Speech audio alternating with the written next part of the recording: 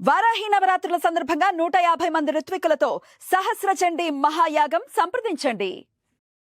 నమస్తే, welcome to Suman TV. నేను పద్మిని. ప్రస్తుతంతో పాటు ప్రముఖ పంచాంగకర్త, వాస్తు జ్యోతిష పండితులు, హస్త సాముద్రిక నిపుణులు మేడికొండూరు విశ్వనాథ్ ప్రసాద్ గారు ఉన్నారు. మాట్లాడదాం. నమస్కారం అండి. ఓం మాతాపితృ గురుభ్యో నమః. నమస్కారం సార్, సన్ సైన్స్ గురించి వివరిస్తూ ఉన్నారు. ఏ నెలలో పుట్టిన వాళ్ళు ఎలా ఉంటారు అనేది, పైగా అది చాలా అక్యురేట్గా వర్క్ చేస్తుంది అని కూడా చెప్తూ ఉన్నారు. చాలా ఛానల్స్కి మీరు ఇచ్చి ఉన్నారు సన్ సైన్స్కి సంబంధించి, ఇంగ్లీష్ ఛానల్స్కి బేసిక్గా. So out of that experience sun signs అనేవి మాట్లాడుకుంటూ ఉన్నాం కాబట్టి, ఆల్రెడీ ఏరీస్ గురించి మాట్లాడుకున్నాం, అంటే మేషరాశి గురించి మాట్లాడుకున్నాం. ఇక టారస్, వృషభ రాశి. సార్ అట్లనే చూసుకోవచ్చా సార్? తెలుగులో ఇప్పుడు టారస్ ఉన్న వాళ్ళు వృషభ రాశినే చూసుకోవచ్చా? అంటే చంద్రుడి అయితే మారిపోతుంది కదా. ఇక్కడ ప్రపంచంలో ఎక్కడైనా మేషరాశి తర్వాత వృషభ రాశి, వృషభ రాశి తర్వాత మిథున రాశి, ఇంగ్లీష్లో ఏరీస్, తర్వాత టారస్, తర్వాత జెమిని, ఇట్లా క్రమంగా ఉంటాయి. కానీ ఇక్కడ మన జెమిని, మీరు అడిగిన ప్రశ్నలో నేను అర్థం చేసుకున్నది ఏమిటంటే, చంద్ర నక్షత్రాలకు సంబంధించి ఒకవేళ అది వృషభ రాశి అయితే ఆ వృషభ రాశికి సంబంధించింది ఇక్కడ చూడొచ్చా అని అర్థం చేసుకున్నాను. ఆ విధంగా చూసినట్లయితే అనుకూలమైన ఫలితాలు ఉండవు. చంద్రుడిని వదిలేయండి, చంద్రునికి సంబంధించి సూర్యునికి సంబంధించి, అది సాయన రవికి సంబంధించి. ముఖ్యంగా ఈ డేట్స్ని గుర్తుపెట్టుకోండి. ఏప్రిల్ 21 నుంచి మే 20వ తారీఖు మధ్యలో పుట్టిన వారికి వారిది వృషభ రాశి అవుతుంది. అంటే సౌరమాన వృషభ రాశి, అంటే దాన్ని టారస్ అంటారు. ఆ రాశిలో జన్మించిన, ఆ మధ్య కాలంలో జన్మించిన వారికి వారి మానసిక పరమైన, శారీరక పరమైన విషయాలు ఏ విధంగా ఉంటాయి, వారికి భవిష్యత్తు ఏ విధంగా ఉంటుంది, ఏ పొరపాట్లు చేసే అవకాశాలు ఉంటాయి, ఏవి బలాలు ఏవి బలహీనతలు అనే విశ్లేషణ ప్రస్తుతం చేస్తున్నాం. ఇప్పుడు సపోజ్ మీది వృశ్చిక రాశి అనుకోండి, మీది అనురాధ నక్షత్రం అనుకుందాం, మీరు వృశ్చిక రాశి చూసుకుంటున్నారు. సో ఇప్పుడు మళ్ళీ మరి మంత్ ప్రకారం అయితే మీకు ఇదే వస్తుంది. మీరు ఏప్రిల్ ఎప్పుడో పుట్టారనుకోండి, మీరు సూర్యుడిని బట్టి చూసుకోవాలంటే ఏప్రిల్ నెలదే చూసుకోండి, మళ్ళీ వృశ్చిక రాశి జోలికి వెళ్ళదు. ఇందులో సింపుల్గా ఏంటంటే, మీరు మీ నక్షత్ర ప్రకారం మీరు చూసుకొని మీ తత్వాలు, అంటే ఇక్కడ మనం రాశి ఫలితాలను, మాస ఫలితాలను విశ్లేషణ చేయట్లేదు. వ్యక్తిత్వాలు, ఆలోచన ధోరణి, శారీరక తత్వాలను ప్రస్తుతం మనం విశ్లేషణ చేస్తున్నాం. మీరు చాంద్రమాన పద్ధతుల్లో కావచ్చు, లేదా మీరు వ్యక్తిగతంగా మీకు సంబంధించి మీరు ఆ టైంలో ఆ డేట్స్లో పుట్టినవారు మీకు వ్యక్తిగతంగా అంచనా వేసి చూసుకోండి. ఖచ్చితంగా ఇంచుమించు 60% ఇది టాలీ అవుతుంది. లేదా మీరు చాంద్రమాన పద్ధతుల్లో వివరించి, అంటే ఒకవేళ రాశి ఫలితాలను విశ్లేషణ చేసే క్రమంలో అది ఈ సౌరమాన పద్ధతిలో చేస్తున్నామని అనుకుందాం, ఉదాహరణ భవిష్యత్తులో చేద్దామని అనుకుంటున్నాం కాబట్టి, ఒకవేళ ఆ విధంగా కూడా చూసుకుంటున్నప్పుడు ఇంచుమించు 60% ఆ లక్షణాలు ఈ లక్షణాలు టాలీ అవుతాయి. 100% టాలీ అయ్యే అవకాశం మామూలుగా రాశి ఫలితాల్లో చెప్పినా కూడా ఉండదు. ఓకే, అది కేవలం అది లగ్నంతో మాత్రమే సాధ్యం అవుతుంది. ఇక్కడ ఈ టారస్ లక్షణానికి సంబంధించి చూసుకుంటున్నప్పుడు ఏప్రిల్ 21వ తారీఖు నుంచి మే 20వ తారీఖు మధ్యలో జన్మించిన వారికి, ఇందులో ముఖ్యంగా కొన్ని రవి 3 డిగ్రీల్లో, 6 డిగ్రీల్లో లేదా 12 డిగ్రీల్లో ఉన్న సన్నివేశాలలో, వృషభ రాశిలో ఉన్న సన్నివేశాలు, అంటే టారస్లో ఉన్న సన్నివేశాల్లో అది కొంత ఇబ్బందికరంగా మారే పరిస్థితులు ఉంటాయి. అది సహజంగా రవి రోజుకు 1 డిగ్రీ కదులుతాడు అనేది అంచనా ఉన్నది కాబట్టి 21 + 3 24వ తారీఖు ప్లస్ 27వ తారీఖు లేదా మే 3వ తారీఖు, ఈ సమయాల్లో పుట్టిన వారికి, అంటే ఈ డేట్స్లో పుట్టిన వారికి చాలా జాగ్రత్తగా ఉండవలసిన పరిస్థితులు ఉంటాయి. కుటుంబపరమైన సమస్యలు, అంటే ముఖ్యంగా స్త్రీ మూలక వ్యధలు వీరికి ఎక్కువగా ఉండే అవకాశాలు ఉంటాయి. స్త్రీ మూలక వ్యధలు అంటే లేడీస్ ద్వారా వాళ్ళ చిన్న వయసులోనే వీరికి తల్లిదండ్రుల నుంచి కొంత వ్యతిరేకత ఎదురు కావటం, లేదా తల్లి వైపు బంధువుల నుండి వీరికి సరైన ఆదరణ లభించట్లేదనే భావనలో ఉండటం, ఇటువంటి సమస్యలు వచ్చే అవకాశాలు ఉంటాయి.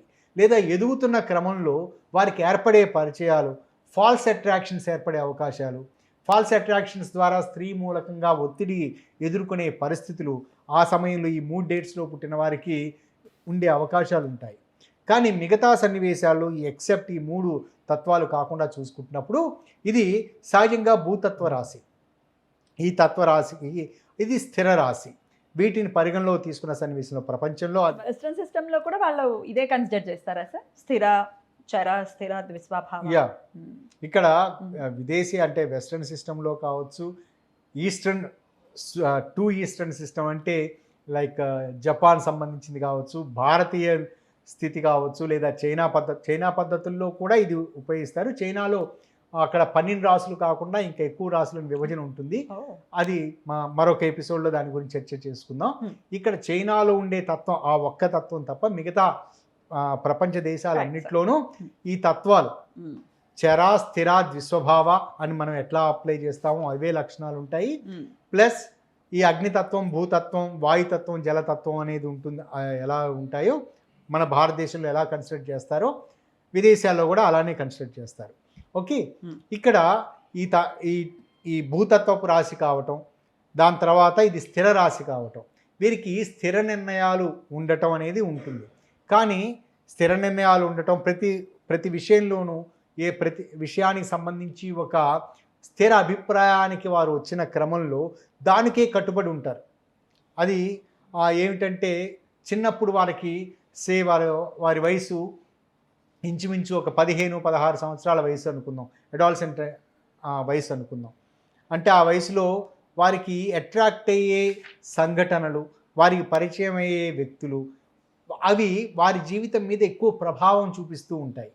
అంటే వైవాహిక జీవితానికి సంబంధించి కావచ్చు, ఉద్యోగపరమైన విషయాలకు సంబంధించి కావచ్చు, ఈ మధ్య కాలంలో అంటే వారు ఊహ తెలిసిన 14 సంవత్సరాల నుంచి 18 సంవత్సరాల మధ్యకాలంలో జరిగే సంఘటనల తాలూకు యొక్క ప్రభావం వారి భవిష్యత్తు మీద ఎక్కువగా ఉంటుంది. అదేవిధంగా వారి జీవితాన్ని మలచుకుంటారు. అంటే ఉదాహరణకు ఆ సమయంలో వారు ఒక మెడిసిన్ రంగానికి సంబంధించి అట్రాక్ట్ అయ్యారనుకోండి, చదివేస్తారు, మెడిసిన్ రంగం వైపుకి వెళ్ళొచ్చు, లేదా దాని సపోర్టివ్గా ఉండే పారామెడికల్, నర్సింగ్ రంగానికి సంబంధించి కావచ్చు, వాటన్నిటికి వెళ్ళొచ్చు.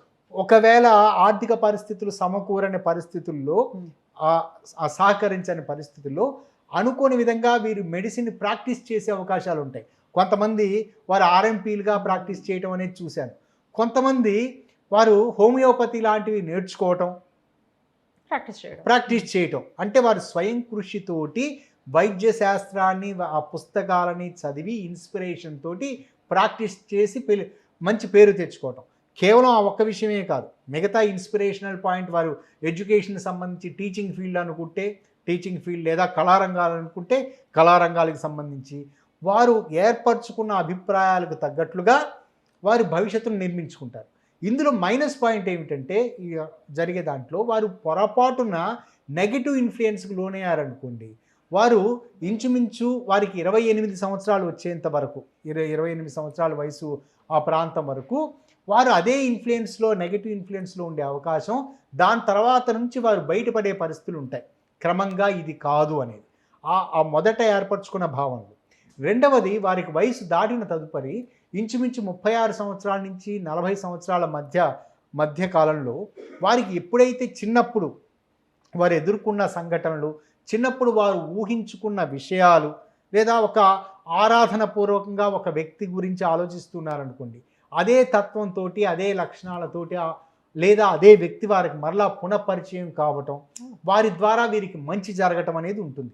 అంటే కొన్ని సందర్భాలలో చిన్నప్పుడు ఒక స్కూల్ టీచర్ గారు ఎవరో ఉన్నారనుకోండి, వారికి వాళ్ళని బాగా ఇన్స్పైర్ చేసిన స్కూల్ టీచర్ గారు ఉన్నారనుకోండి, ఆ టీచర్ గారితోటి మగ కావచ్చు, ఆడ కావచ్చు, టీచర్ గారు అంటే ఇక్కడ నేను చెప్పదలుచుకున్న విషయం, వారు ఆ ఇన్స్పిరేషన్ తోటి వారు వాళ్ళ పాత్ని, భవిష్యత్తును నిర్మించుకునే క్రమం, చదువుకు సంబంధించి కావచ్చు, వృత్తిపరమైన విషయాలకు సంబంధించి కావచ్చు, ఒక పాత్ని నిర్మించుకున్నారనుకోండి, మరలా వాళ్ళ గైడెన్స్ 36 సంవత్సరాల నుంచి 40 సంవత్సరాల మధ్యలో వారికి మరలా వారు పరిచయం కావటం, మళ్ళా రెండోసారి పరిచయం కావటం, వారి ద్వారా బెనిఫిట్స్ జరగటం అనేది ఉంటుంది. ఇది ఒక ఈ టారస్లో ఉండే ఒక ప్రత్యేకమైన యూనిక్ క్వాలిటీ. వారికి 36 సంవత్సరాలు దాటిన తదుపరి నుండి వారికి చాలా అనుకూలమైన పరిస్థితులు ఉంటాయి.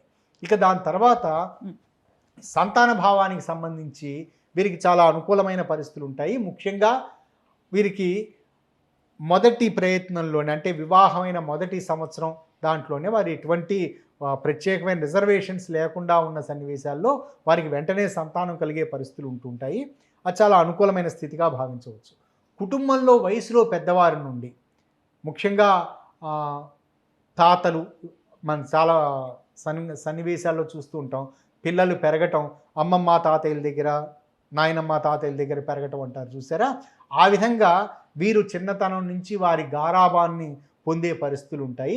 అనుకోని విధంగా వారి నుంచి ఆర్థికపరమైన సహాయ సహకారాలు లభించే పరిస్థితులు ఉంటాయి. వీరికి ఉద్యోగం దొరకటం లాంటి పరిస్థితులు, ఉద్యోగం ఏదైనా ఇటువంటివి వారు సొంతంగా విపరీత ప్రయత్నం చేస్తూ ఉండటం, అంటే మిగతా వాళ్ళ ఇన్ఫ్లుయెన్స్ ఉండి ఆ ఇన్ఫ్లుయెన్స్ తోటి వీరు ఏదైనా అప్లికేషన్ చేయటం లాంటి పరిస్థితి ఉన్న సన్నివేశాలలో వారికి ఉద్యోగాలు దొరికే అవకాశాలు, ఉపాధి అవకాశాలు చాలా తక్కువగా ఉంటాయి. కానీ వాళ్ళంతట వాళ్ళు ప్రేరేపితమై వాళ్ళు ఉద్యోగాల గురించి ప్రయత్నాలు చేస్తారనుకోండి, ఉన్నట్టుండి బయట ఆ విధంగా చూస్తూ ఉండగా పేపర్లో ఒక అడ్వర్టైజ్మెంట్ కనిపించింది. అడ్వర్టైజ్మెంట్ దానికి సంబంధించి వెంటనే వారికి ఆలోచన వచ్చి అప్లై చేశారనుకోండి, ఫస్ట్ ఛాన్స్ తోటే వారు ఉద్యోగం కొట్టే పరిస్థితులు ఉంటుంటాయి. ఇది పాజిటివ్ సైడ్.